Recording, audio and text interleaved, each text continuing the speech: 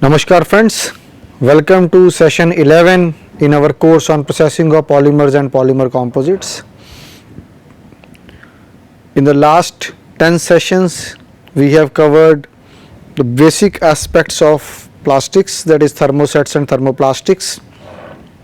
We have also seen the most commonly used processing techniques or processing methods or manufacturing techniques for processing of polymers.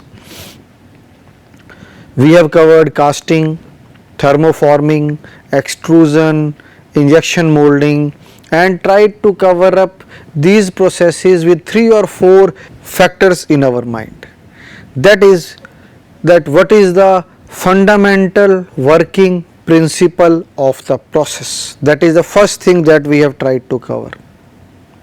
Second thing is, what are the application areas. Although we have seen 1 or 2 slides each, but at least we get an idea that what type of products can be made by this particular process or a specific process. Then we have seen what are the advantages of that process vis-a-vis other processes. For example, we have seen injection molding. What are the advantages as compared to compression molding? We have seen what are the advantages as compared to extrusion. Similarly, we have covered the limitations, that each process or every process cannot be used for each and every type of product.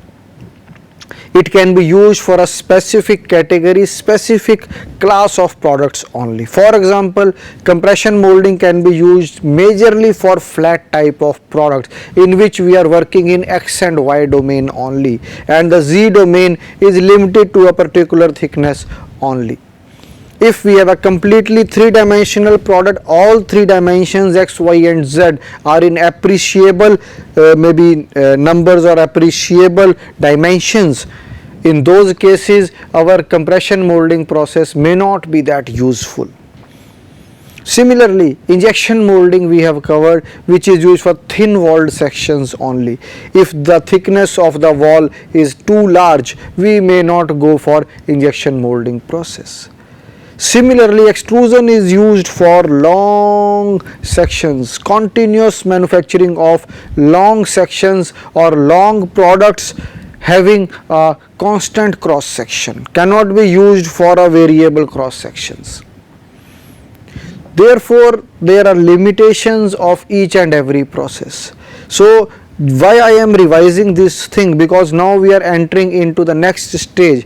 10 sessions already over. We are entering into the 11th session today. During these 10 sessions, we have covered number of processes starting from casting, thermoforming, extrusion and injection molding. Now, next process is that we are going to cover today is transfer molding, slightly modified form of compression molding, but specifically used for certain applications. So, what is the basic principle of transfer molding?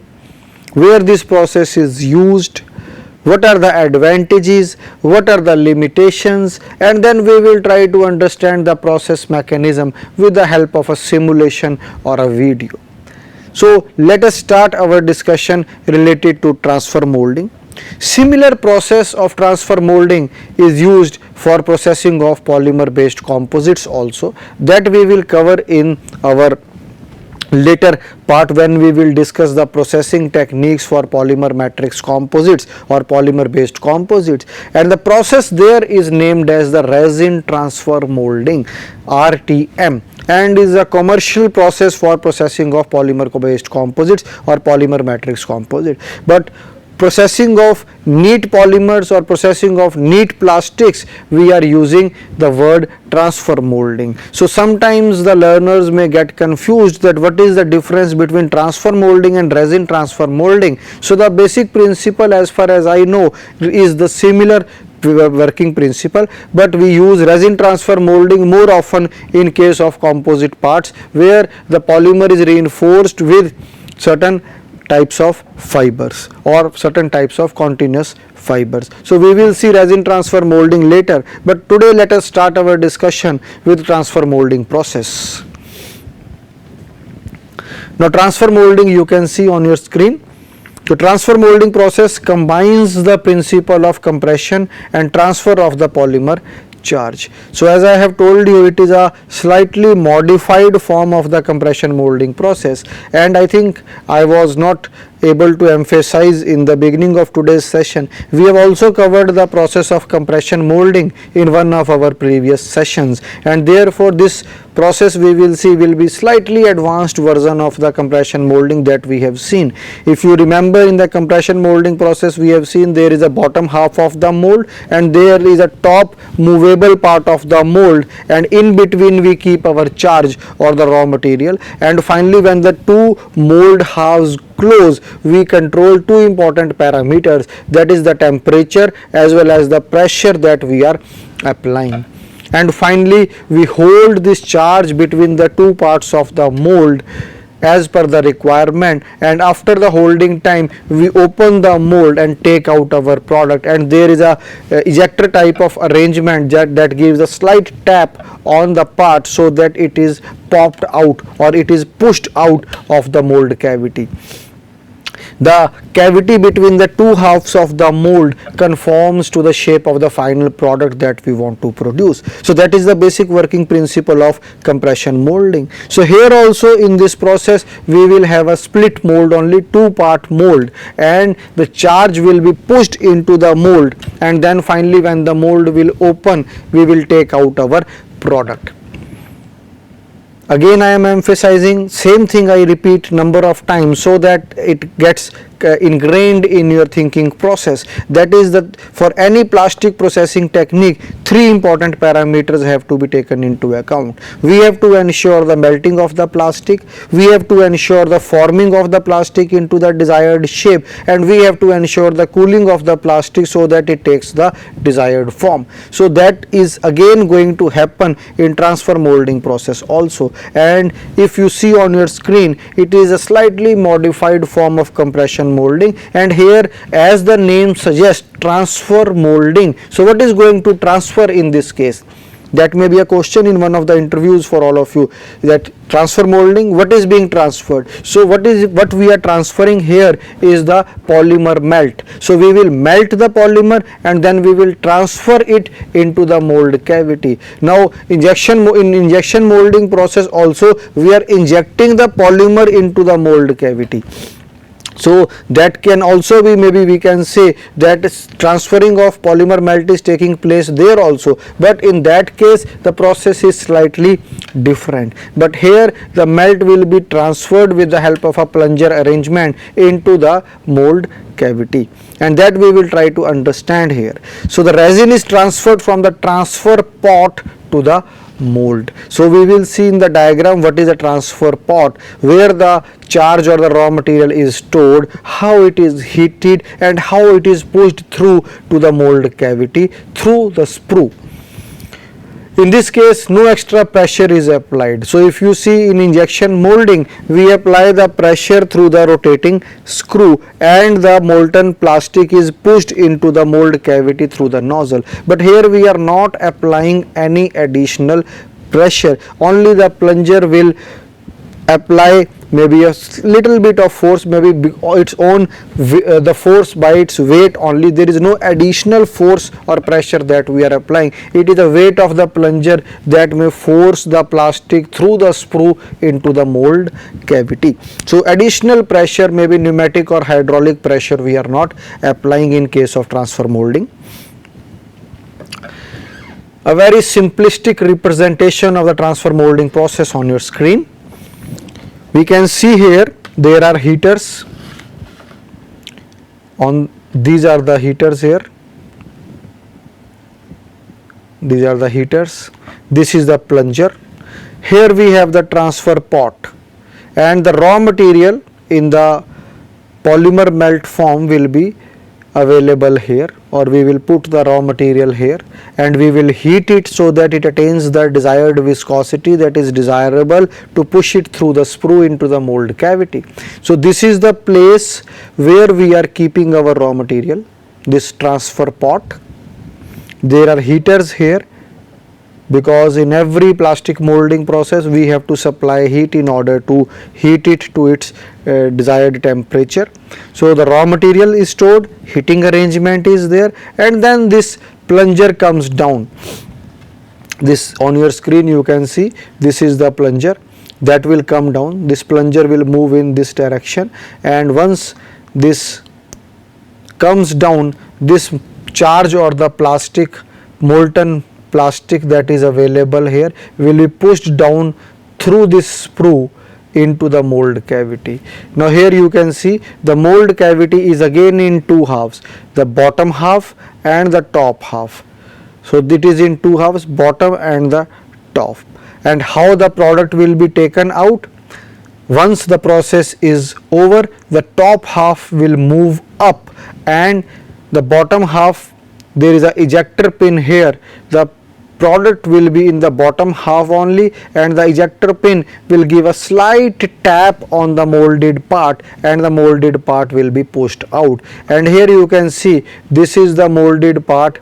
This is the molded part that has been produced by the process of transfer molding process. So there are maybe 3 or 4 important steps in the transfer molding process on your screen. First step is the raw material is put in the transfer pot.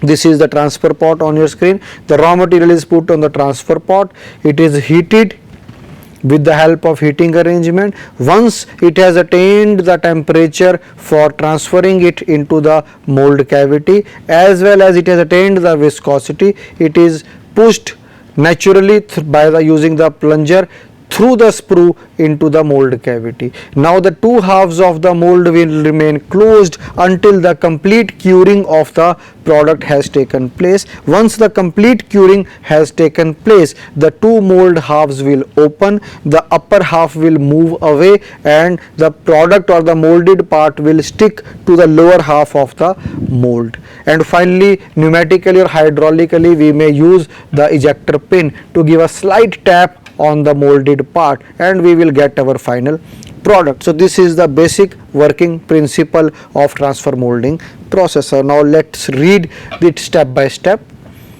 The required amount of resin or the polymer is weighed and inserted into the transfer pot before the molding process. So we have to first introduce our raw material into the setup.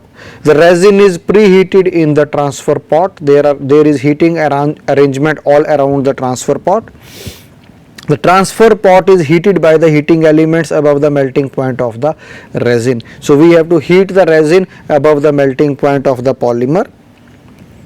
This allows a faster flow of material through the sprue into the mold cavity. So if we heat it above its melting temperature, it will allow for a smooth flow of the material into the mold cavity. A plunger is used to push the material from the transfer pot through sprue into the mold cavity. As there is natural transfer of material, so we are not applying any additional pressure. So the plunger will only force this molten plastic material through the sprue into the mold cavity. A piston and cylinder arrangement is built in the transfer pot so that the resin is squirted into the mold cavity through the sprue. In some cases we may have a piston cylinder arrangement also to transfer the molten plastic or the polymer melt into the mold cavity. Certainly the plastic will travel through the sprue and before it enters into the mold cavity. The mold is held closed until the resin gets cured. This I have already explained. The two halves of the mold will remain closed until the complete curing of the molten plastic has taken place and it has solidified into the final form of the product, that is as per our design. Once the final curing has taken place, the two mold halves will open. The mold cavity is opened and the molded part can be removed with the help of the ejector pin. The ejector pin will slightly give a tap on the product and it will be pushed out from the bottom half of the mold cavity. So these are the steps involved, or this is the basic working principle of the transfer molding process. Now let us try to see or understand the process with the help of an animation, that how the process operates.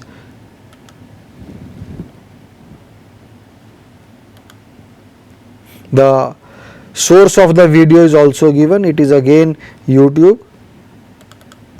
So on your screen you can see again this is the movement of the plunger, then through the sprue the red color depicts the charge or the raw material. Heating arrangement is also there and it is pushed through, again it is maybe we can see it is pushed through and it fills, maybe these are the cavity parts, these two are the cavity parts, and the red color product is being made in this process. So this is the basic working principle of our injection molding, sorry not injection molding, transfer molding process. Now as per our previous discussion, I think it is clear that how the transfer molding process will take place. The raw material will be in the transfer pot, it will be heated, the plunger will push this material through the sprue into the mold cavity. We have to keep the two halves of the mold cavity closed until the complete curing of the process takes place, and once the curing process is complete we will open the mold and the final part will be taken out with the help of a ejector pin. So these are the 4-5 basic sentences related to the working principle of the transfer molding process. Now what do we need to understand further related to our process? In our previous techniques or processing methods that we have seen, we also try to understand that this process is used for which specific type of material. We have tried to understand what are the advantages of this process. We have tried to understand what are the limitations of this process. We have tried to understand what are the application areas of this process. Now once the fundamental working principle is known or understood, we can then go forward and see that what are the various process parameters that we can control. Now in this case the important process parameters that we can control are the heating time, melting temperature of the charge, applied pressure and cooling time. Now applied pressure we have seen here is through the plunger, and we can control the weight of the plunger and we can slightly vary the applied pressure. We can control the heating time with the help of the heaters that we have supplied or we have applied all around the transfer pot. We can also control the melting temperature of the charge. So these are the process parameters that we have to select judiciously, intelligently, so that our final product is made as per the requirement. Now what are the materials for which the transfer molding process is successful? On your screen you have generally thermosets are processed by the transfer molding process. So thermosets such as epoxy, polyester, phenol formaldehyde, vinyl ester and silicon are processed by the transfer molding process. But certain thermoplastic materials can also be processed. So majorly this process is applicable for thermosets, and the applications can range from a different or variety of products that we will see in our subsequent slides, that what can be the application areas for transfer molding process. But the raw material or the material of the products that we will make by transfer molding process is given on your screen. Majorly epoxy, polyester, phenol formaldehyde are used as the raw material for making the products using transfer molding process. Now what can be the application areas? So let us look at the application areas of the transfer molding process. It is widely used to enclose or encapsulate items such as coils, integrated circuits, plugs, connectors, pins and studs. Now some of you will be wondering what is this encapsulation. Now encapsulation is that you have a part inside. Now for example, this is my part and I want to encapsulate it. I want to coat it or cover it with a plastic we can say boundary or a plastic surface. What I can do? I can melt my plastic and I can force that plastic all around the product. Whenever we travel by air at the airports, many a time you want your suitcase to be wrapped by a plastic film so that it is safe during the journey. So there also we put our baggage on a platform, and then it rotates and rolls the plastic film all around the baggage. So that is also, we can say, encapsulation of our baggage with a plastic film. So that is basically the fundamental process of encapsulation. Now transfer molding is useful here in the context that we have a mold cavity. Now whatever we want to encapsulate, we can keep it inside the mold cavity. We have our polymer or plastic in the transfer pot, and from there, with the pressure being applied by the plunger, we can push the plastic. It will enter into the mold cavity where the part that we want to encapsulate is already placed or already fixed. Now the plastic will only go to the space that is vacant. The initial part that we want to encapsulate is already lying there or has already been placed there as per the requirement. Now the plastic will take the vacant space all around the part that we want to encapsulate, and finally we will get a product in which centrally there is a part which requires encapsulation, and all around we have a plastic covering. And specifically, if you see integrated circuits, plugs, connectors, pins, electrical equipment, usually we require insulation in terms of electrical insulation, and all of us know that polymers are poor conductors or bad conductors of electricity. So for those kind of insulation, we can use the transfer molding process, and this particular plastic will encapsulate all these maybe electrical circuitry or maybe electrical components for making them electrical shock proof. So this process can be used for similar applications. So applications, again I am reading the first point again. It is widely used to enclose or encapsulate items such as coils, integrated circuits, plugs, connectors, pins and studs.